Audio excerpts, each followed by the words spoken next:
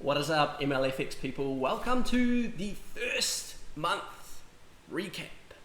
The first installment in our monthly MLFX updates. There's going to be a lot of them. We're going to be doing this for a long time, and I'm excited. I'm excited that this is day number one, well, month number one, as we recap the article that I just published a couple of days ago now. So there has been some small changes and things that I'll go into as well in this video, because why not, right?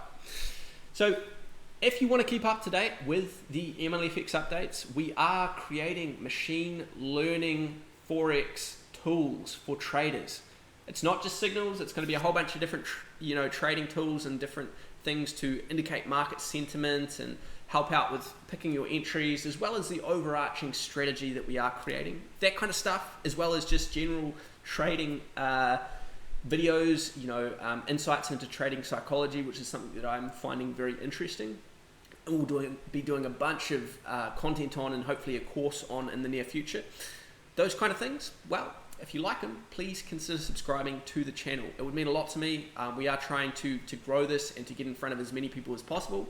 Obviously, we're at the very early stages, only I think it might be 4 subscribers at the moment, but early days, plenty of development to go once we get those live trading sessions going as well, which as soon as I get back to New Zealand, I'm currently stuck in the Philippines. As soon as that happens, I'm going to be doing, and we have the new system live, going to be doing live trading sessions probably at least twice per week. So that'll be exciting to have that up and running. Hopefully that gains some traction for the channel, some traction for the beta testing, and interest generated as well. Without further ado, let's jump into this article and go through it. A little bit of a gloss over, and maybe some talking about the theory behind some of the points, as well as some whiteboard activity and anything else that pops into mind as we go through this. So the first section is the website development. This is my realm. This is the stuff that I've been doing. Armory's doing all the technical software development. I'm doing the marketing. I'm doing the content creation, the website development, the front end website development, that is. And he's doing all the the heavy lifting, the number crunching, and the stuff that just makes my brain hurt. So added videos to the blog category pages, as you can see with the image here, and it looks really nice. However, things have changed in the last couple of days. Let me jump over to what it looks like now. Pow! A little bit more interesting, I find. A little bit more colorful and multi-column. I think I might go 3-column as well on the larger screens. I've got a 23-inch monitor here, so anything over 1080p might get 3 columns, and anything under, so tablet and laptop, might be 2, and then below that, so mobile, would be 1. But I think it looks really nice. I've got the addition of the images, a little bit of a tweak to the style of the cards, as well as having tabs. Instead of having videos and articles on the one page, we've got the tab section here. So you've got the categories on the left hand side, and then it shows all of the videos for that category and the articles under tab, so you can quickly switch between those two. And I think that looks really nice. There's maybe 1 or 2 things I could do, so maybe make this sticky as you scroll, it stays there. Possibly, I don't know, but I'll tweak and play around, combining the two with that in the future to just see what looks nice. Also had the creation of the results page. Nothing to show for that, but that is an important step towards transparency for us. We want to let you guys know the results that we're getting in terms of the actual signals, and the results that we're getting from our live trading as well, or my live trading, as I'll be documenting it as I go. As I said, I'll be doing the videos once or twice per week, but I also want to just document the entire process. So I'll probably be trading 5 days a week, and most weeks, and I want to be doing a monthly recap of all of those trades.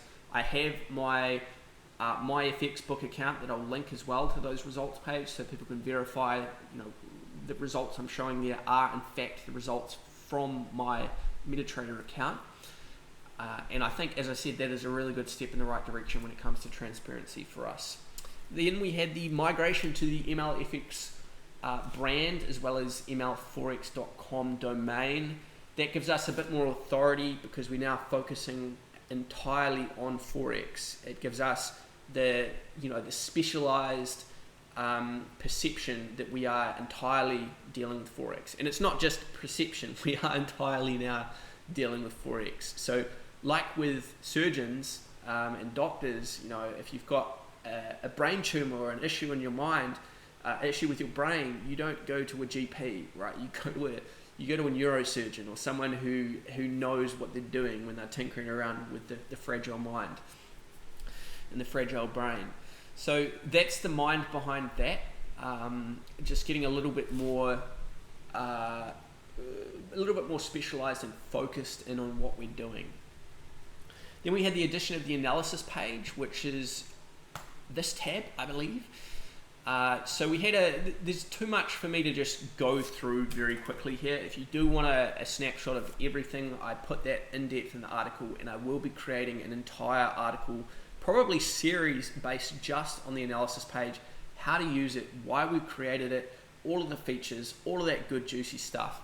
But at the moment, let me just cover off a few points here. We have the time zone converter here, which is an essential feature that I big armory to add as one of the first things, because I was sick of doing that internal number crunching when I'm sitting with my broker open. I'm sitting with the analysis page and I'm trying to convert from GMT plus 8 to GMT flat or GMT plus 4, and I'm like, the first time I did it, I ended up spending about a whole day using the wrong conversion, and all of the results were nullified, and I had to redo the entire sort of 7-hour process, which was not good. So it was high on my list. You can easily convert it. It converts these numbers on the left hand side here to the correct time zone, as you'll see now. Boom, changes it instantaneously like that. All of these different columns, not going to talk about them. We are going to be removing the maze and mate. The accuracy is sort of irrelevant with the new system we're having. Predicted change is going to be changing to something as well. Maybe the average income will be changing as well. So most of it's going to be changing from what you see. However, the layout will stay fairly similar, and it will look fairly similar as it does now. That's all we're going to cover on that section. We're going to jump back here and then skip all over the rest of that section, just for time's sake. We then had the signals page, which is for those of you not familiar, let me just quickly jump over and have a look at it. It's very basic. We are making some significant changes in the future that will make it look a little bit different. So we're now not using the 1 hour prediction windows. We also removed the 24-hour window, and I'll explain why in a second. But first, let me just talk through maybe what we're going to change here as well. So most likely the predicted change is going to change to the predicted positive and predicted negative. Whether or not we have that in one column or two columns, I don't know. We might also have the risk reward as a column. And there might be the stop loss and take profit as their own columns as well. Then what I'd like to see is just a click to copy button. So have that little copy icon on the right hand side of these, and we can just click that to copy the contents of that that cell, I guess you'd call it. So that's a little bit as to what we're looking to do there. And as I said, the development that I was going to go into why we're not doing the 1 hour anymore, and that is mostly because we spent a lot of time in the last month and a half using the system, analyzing it, figuring out its strengths, its weaknesses, asking why. Ask why 5 times, and generally you get to the root of what something is or why you're doing something, right? Instead of that superficial answer that you stereotypically go to initially, it's like, why are you doing this? You give yourself the initial, boom, it's the brain's easy answer, right? It requires no thought and it goes to that. But you ask yourself why again, and then you start putting some cognitive effort into actually thinking, well, okay, so I said that, but why are we doing, why that explanation that I gave? Like, what's my explanation for that explanation? And you start sort of digging through the layers and the layers until you get to the root causality of why you're doing a certain thing. So that's a process we went through with pretty much I went through with almost every single component of what we have, to just try and boil it down to, what are the real reasons behind us having this feature or doing this thing, and do we actually need it? The main fundamental 4 things that we concluded from that is that the algorithm was configured in accordance with academia best practices.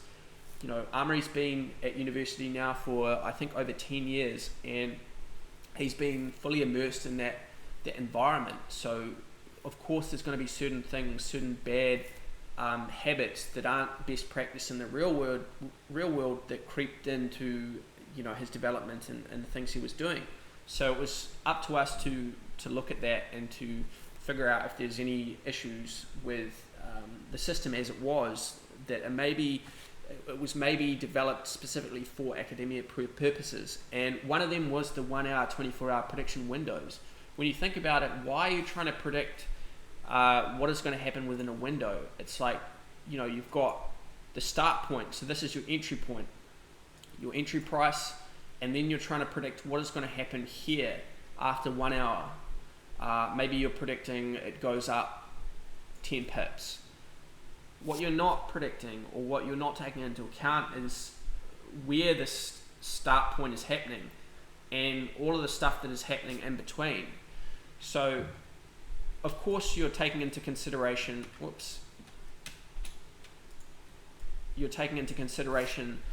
some of the stuff that happened before, because you need some raw data, price data as input to make a prediction. But it's not really looking at the immediate happenings. So we could be in a little bit of a downtrend for the last couple of hours, and now it's predicting it's going to go up. So although that may come true, what it doesn't know is that it's going to continue with its downtrend, and then it's going to wind up going there. So although yes, you may have reached your 10 pip target, it's actually gone down 30 pips in the process, and that's the maximum low. So it was sort of looking at situations like this, when I was looking at the charts, looking at thousands of different trades, and finding out that this, or the inverted version of this, was happening quite frequently. It made me realize that there was definitely room for improvement there. So ideally in this trade, what we'd want to be doing, if we were entering at this point, we would want to be capturing that. So instead of being a buy, we would want to be a sell, and we'd want to be capturing that 30 pip movement on the way down, and we'd want to be having our stop loss sort of above here, in which case it never hit, and we get a nice risk reward trade there, a nice healthy profit. So based on that, instead of going about it with the windows, we now decided that the best bet was to have a dynamic system where it is dynamically choosing the length of the trade based on the maximum profit that it can make. The next thing that we added was, instead of it just looking for the maximum profit or the predicted move of the trade, we also wanted to minimize the drawdown of that trade.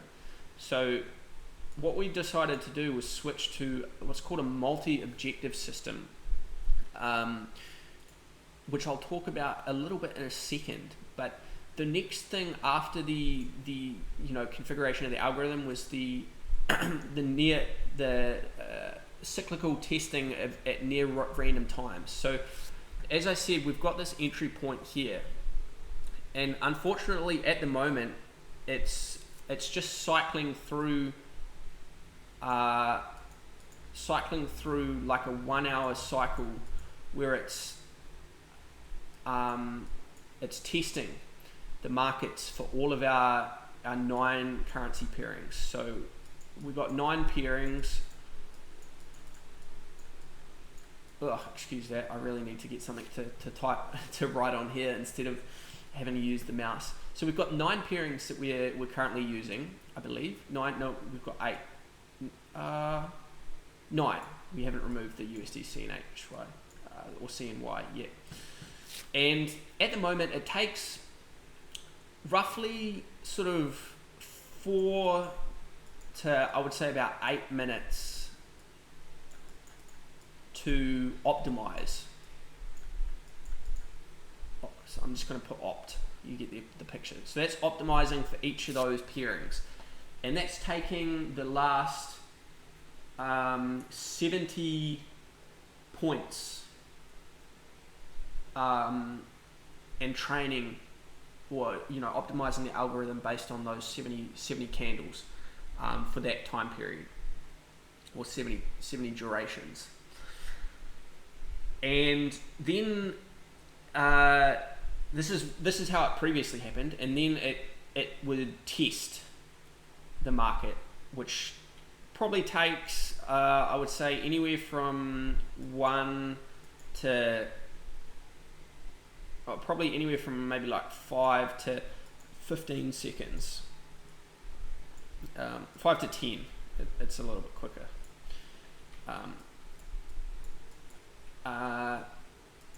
Testing. So that's basically what is the price right now, what has happened recently, and what do the agents, so all of the agents, think is a good action right now. Should I be buying? Should I be selling? What is the predicted move? And then it's returning that information. So this is basically what gets the signal. This is what optimizes the model, and this is what tests. And it used to happen in this order, which meant that we were getting it would optimize, and then it would test, and it would get a delayed response. So it would be about 4 to 8 minutes behind the actual market price, which was not good. So we then switched, we switched that around, and that means that we get up-to-date information. It just means that you're not using the most optimized version of that model for that initial test. But because it was doing it every hour, it doesn't matter, and it's so minuscule the change that it's irrelevant in the grand scheme of things. You could optimize this model every day, and it could still be current, or every 5 or 6 hours, and it would still be fine. So the next progression, and because this takes sort of 4 to 8 minutes, you then times that by 9, and you get about 60 minutes, and it cycles through that whole process, one pairing at a time, and then it begins again. So your entry point is happening in that cyclical time, and it's near random. You're not getting optimal entry points. So looking at this sort of minuscule little graph here that I've got, you'd look and you'd probably see there's an optimal entry point as a sell, and there's an optimal entry point as a buy. Now this is perfect situation. You could look at that and think, okay, if I was actually looking at the candles, and that might be my previous lower high, and I see here it is broken above and closed above, so that would be my optimal entry as a buy, and maybe there as a sell or something, right? So it really depends on a little bit of information and what strategies the system is using, but this is not an optimal sell. Is what I'm trying to get at. There's much better places to be selling than there. So what we want to do is we want to separate these two processes processes and create a multi-threaded system so that they are happening in parallel. So we have system 1, and that is doing the optimization, and system 2 is doing the testing. Which would mean you could effectively, you could test all of the markets within around about 1.5 minutes, right? So you can have a consistently updated prediction minute by minute, 2 minute by 2 minute. And that is even excessive, right? Every 5 minutes would probably be fine. So every 5 minutes you could test the markets and return the new prediction. And then what you could do is with that testing system is you could create another algorithm that is processing consistently, and it is looking at all of that information, and it is trying to find the optimal entry point within that 1 hour. So if you're doing every 5 minutes, right, that's 12 times per hour. So it is trying to find the best entry point within that 1 hour, or however wide that window is that you're looking at. And it may not even be constrained to within the hour. It may be, based on the market that it tested right now, and it returned these figures.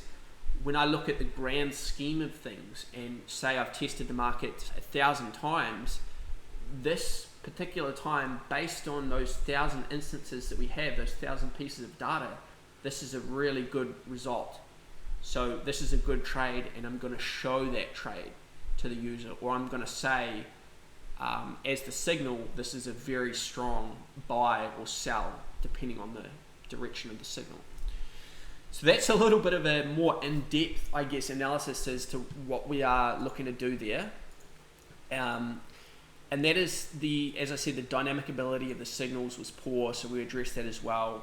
And also not factoring in the take profits and the stop losses, which is, as I said a little bit earlier, and I didn't dive into yet, is the multi-objective model that we're looking to jump into. So just reading a little snippet here, it's a much better improvement over just the predicted move for that 1 hour window.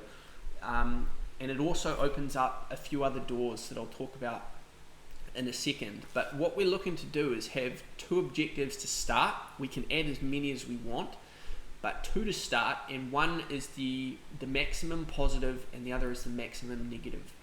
Now you could confuse that with the high and the low, but because you could also have a sell as well as a buy, it is the maximum positive with the trade, which could be the low or it could be the high, depending on which way the prediction is going. So what this enables us to do, jumping back to the drawing board here, is it enables us to, as I sort of illustrated with this trade here, it's allowing us to optimize the system based on, at this particular level, what do I think the maximum negative is that it's going to go, and the maximum positive. And it makes those predictions. We probably tweak the standard deviations so that it's not, more often than not, it's going to be falling within the maximum positive or maximum predicted positive move, and it's going to be not hitting the maximum negative, so that you don't hit your stop losses, and more often than not, you're hitting your take profits. But what that will allow us to do is, instead of it taking trades like this where it goes down and up and saying, okay, this is going to be like a 40 pip move positive and maybe like a 30 pip negative. So because it's a greater positive move, that's a buy, right? Logically. But because we're trying to minimize the drawdown or minimize the move against, it will say, well, hang on, although that is the maximum profit that I can make in terms of just that the positive, my drawdown is going to be 30, so I'm only going to be netting 10. But if I try and just capture this 30, or maybe I only capture 27, and let's say I enter here and I've got this move, this tiny little move here to deal with as my maximum negative, and my stop loss is going to be above here, or the maximum predicted negatives up there, and it's, let's say, 6. So it's 6 pips as the predicted negative, and 27 is the positive. Well, hey, we net 21 there.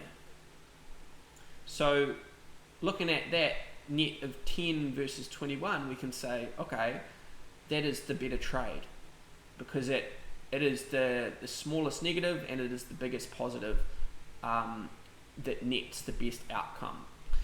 So that's the idea of having the multi-objective system. What it also enables us to have is what's called a Pareto, if we want to roll a R, frontier, which is this image here, and it means that there is multiple optimal solutions based on the objectives that you have. So depending on what strength you have on that particular objective, you could be getting different outcomes. So think of this as a positive move and negative move, and let's say that you really don't like having a negative move, so you put strength on that, and you're putting maybe 60% emphasis on not having a negative move versus 40% emphasis on having a positive move. So you would be getting F probably, or E as you're probably F or G as your optimal trade, right? But if you were 50-50, you might be getting D or E, because they sort of lie in the middle ground. And if you only really cared about profit, you'd be getting A versus because your emphasis on drawdown is not so great. So that's the general sort of idea of multi-objective systems. We may also implement time as a factor, but really it's about testing this first instance to see how it deals with the market, and then making changes as we go. And then we are working towards, as I said, that multi-threaded system, which requires a rethink or a improvement of our database and system. During this month being August, there's going to be a whole bunch of further developments. I will obviously create a video next month as well as an article going through that. So if you want to keep in the loop with that development, please consider subscribing to the channel and check back. You can also go to MLFX.com and read this article if you'd like to do so. And I think I'm going to end the video there before I ramble on for another however long this video has been. But thanks for watching.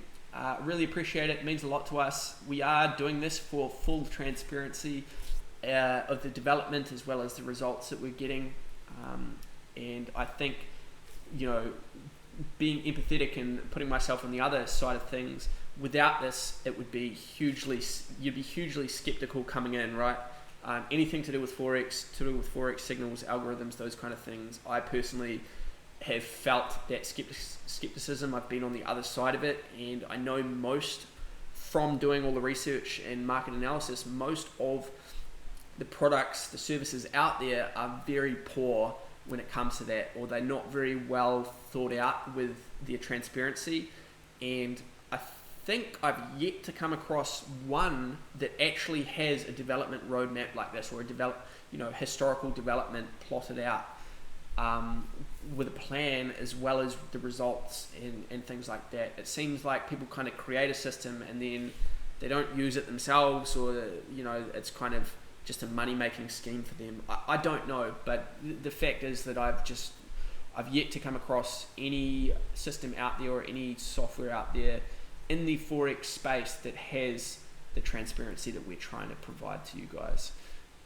Gonna leave it there. Look forward to seeing you in the next month's update, and until then, happy trading, and please do check out the beta if you haven't already. Give it a whirl. By the time you watch this video, the new version should be out, and there'll be a couple of videos to accompany that, but we should be getting some good results. So please do try it out and let us know your feedback if you have any.